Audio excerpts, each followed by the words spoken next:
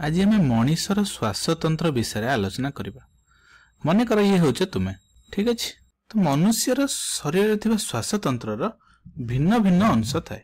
प्रथमे मनुष्यर श्वासतंत्र एठू आरंभ होता है। एठी मनुष्यर श्वासतंत्र रे एक रंध्र थाए, जहाँ माध्यम मनुष्य अम्लजान शरीर मध्य को प्रवेश कराए थाए। तेबे एठी जो रंध्रटी थाए ताहाको आमे श्वास रंध्र बोली कहि थांदी, ठीक अछि। तेबे श्वास रंध्र रु नासापथ किछि एहीपरि एही दिगरे अतिक्रम करथाए एवं नासापथ एमते आसी एही जगह मनुष्यर मुख गहर मध्य एक नळीटी आसी थाए, जाहाको एही जगह संयुक्त करे, ठीक अछि। जेउ जगह संयुक्त हुए ताहाको आमे ग्रसनी बोली कहि थांदी, ठीक अछि। एवं एठी जेउ पथ अछि जहा द्वारा अम्लजान शरीर मध्य को प्रवेश होता है ताहाको आमे नासा पथ बोली कहि थांदी, ठीक अछि। तेबे अम्लजान एहा माध्यम दे शरीर मध्य को प्रवेश करता है, ठीक अछि। तापरे आमे मनुष्य शरीर मध्य ए जो छोट अंशटी देखि थांती एहाको स्वर पेटिका बोली कहा जाए।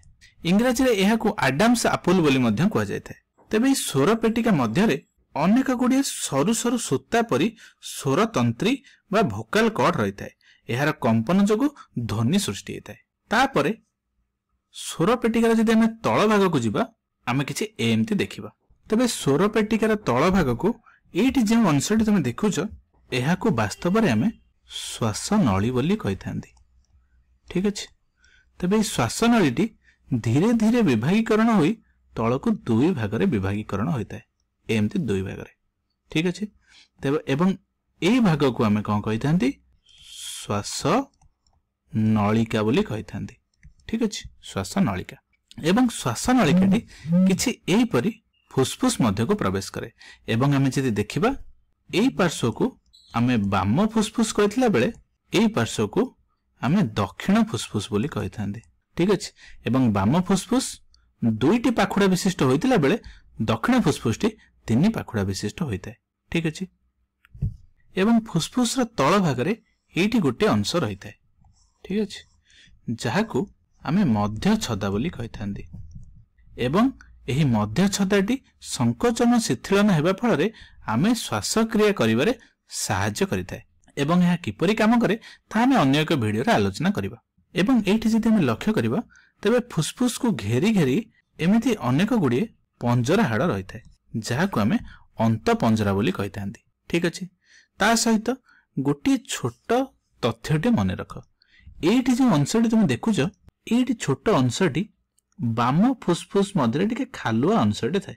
ए अंशटी रहिबार कारण कोन ना ए जो जगहटी देखुछ वास्तव रे एही स्थान रे हमर हृदपिंड रही थाए एवं बाम फुसफुस एपरि एक जगहटे तयारी करथाए जेउठी कि हृदपिंड रही परिबो। इंग्रजी रे एहाको कार्डियक नच बोली कहा जाए बा ओडिया रे आमे एहाको हृदपिंड रहिबार स्थान बोली कहि थांती, ठीक अछि।